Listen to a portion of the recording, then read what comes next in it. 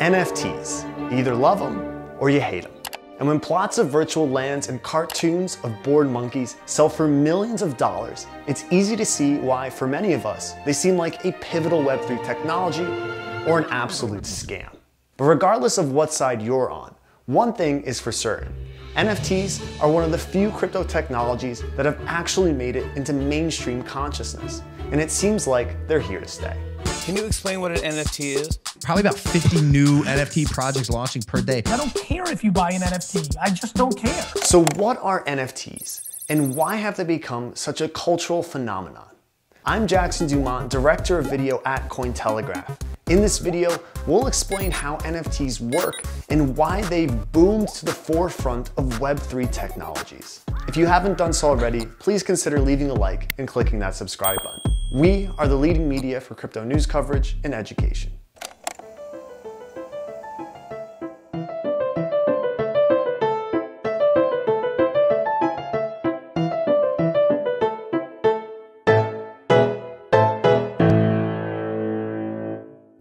What are NFTs? NFT is short for non-fungible token. Let's take a moment to break it down in the most simplest of terms, starting with the word fungible. Something is fungible when it can easily be replaced with another identical thing of the same value. A $100 bill like this one can easily be replaced by another $100 bill. After all, a penny is, well, a penny. On the other hand, something non-fungible is non-replaceable. It's unique, a lot like there's only one Sistine Chapel or one Starry Night. And because it's rare, it has got the potential to be incredibly valuable. But how do you ensure that their uniqueness is always protected? That's where the crypto technology called blockchain comes in. The blockchain is the most secure form of ledger. A network of computers reads and approves transactions and data at all hours of the day, not just from 9 to 6. If you want to learn more about blockchain, you can watch our video here. The proof of who created a digital or physical item, along with any other vital information, is recorded on the blockchain. The blockchain creates a digital signature in the form of a token. The token can't be edited, meaning it's immutable. And to access your item, you need to access the token that tells you where the image is hosted on a website or distributed file system. And there you have it, the NFT in NFTs. People often say, hey Jackson, why would I pay money for an NFT when I can just copy and paste a JPEG of the NFT and take it for myself? Well, Karen, you can right-click and save it, but you can't own it. NFTs are the technology that allow you to own digital created goods in the digital space. Having a photo on your desktop doesn't mean you own it. It just means it's there on your desktop. So yeah, you can copy a digital file of the art that's included with an NFT as many times as you want. But thanks to the power of blockchain, NFTs are designed to give someone something that can't be copied: ownership. Only one person can own the token at a time. NFTs provide unique, verifiable, and immutable, the holy trinity, proof of ownership of digital goods. True digital ownership of assets through NFTs is a revolutionary idea that will transform how we interact with the internet. Right now, our digital assets are scattered across different digital owners in a Web2 ecosystem. Your Instagram username is owned by Instagram, which is owned by Meta. Your Fortnite skin is owned by Epic Games. But as we transition out of Web 2 and enter the new age of Web 3, the internet will be owned by its users. And NFTs are central to that shift, with digital assets that can be held, traded, collateralized, and moved without relying on a centralized third party. Now, say you want to buy an NFT. You'll have to follow 3 major steps. First, you purchase some crypto on an exchange, and the exchange you use depends on which blockchain the NFT lives on. A lot of marketplaces use Ethereum, but Solana is also used, for instance. Let's move on to step 2. You have to transfer your crypto to a digital checking account, simply referred to as a crypto wallet, such as the likes of MetaMask, Ledger, or Temple. Once the transfer is complete, you have to connect your wallet to an NFT marketplace, and only then will you be ready to browse and buy. The largest marketplace is OpenSea. You can think about it as the Amazon of NFTs. But other marketplaces include SuperRare, Foundation, and Nifty Gateway. While scrolling through these marketplaces, you'll find NFTs are mostly focused on collectible artwork or tokenized versions of physical items. But NFTs are also making significant strides in spreading into music, entertainment, sports, and live events. Here's a quick rundown of some of the types of NFTs. There are PFPs, or profile pic projects, and avatars, which people often use as their social media pics. Perhaps you've heard of CryptoPunks, or Deadfellas. We'll see a lot more PFPs and avatars circulate in use as we move forward into Web3. Then there are photography NFTs, which can be summed up by their name, enough said. The same pretty much goes for collectibles. They include the likes of trading cards, sports memorabilia, video clips, concert tickets, and more. Next up on our list of NFTs, we have generative art NFTs. This art is produced in part or completely by an autonomous system that makes decisions in place of the artist. The result? Cool cats, bored apes. There are also music NFTs, the blockchain alternative to buying tracks on iTunes. And for anyone who still does that, while iTunes lets you buy the rights to listen to the music, music NFTs let you listen and even own the rights to the track through the NFTs. Which is better?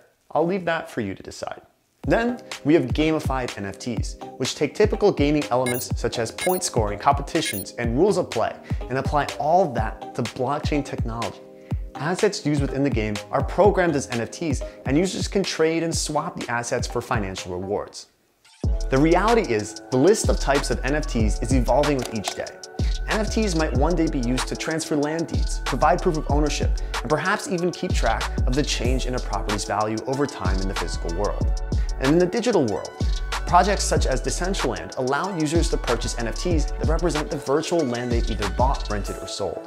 In the future, these virtual lands could be built up and generate income. It's for these reasons, among so many others, that experts predict the NFT market will reach $80 billion by 2025. It seems like every day you hear about a new collectible NFT selling for almost irrational amounts of money. I'm looking at you, Pet Rock. But while it's true that the market for NFTs did explode for a sweet, sweet period in 2021, it's unclear whether we'll have a boom like that again. The future of NFTs. Is it all a scam? I'll be upfront with you. NFTs have been a roller coaster ride. As any technology in its infancy, it's prone to the influence of some evil players. It just so happens that the worst cases of theft in the NFT space were phishing scams and rug pulls. Let's start with phishing scams.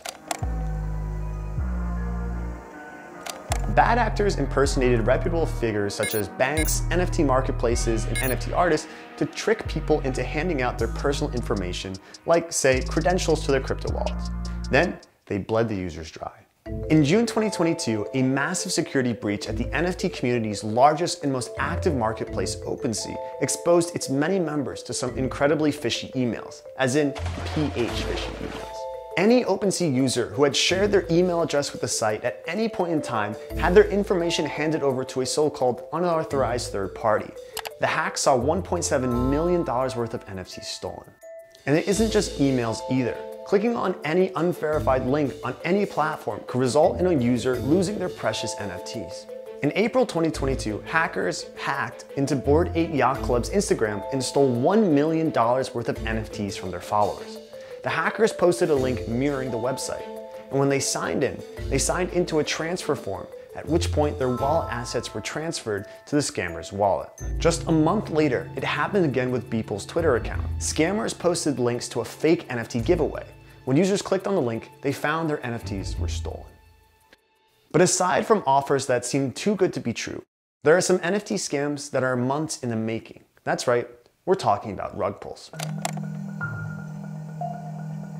Rug pulls are when developers attract early investors to a project, building up momentum for a project and then quickly abandon it, or pull the rug from under you. These scams often result in scammers pocketing all the investors' money and vanishing into thin air.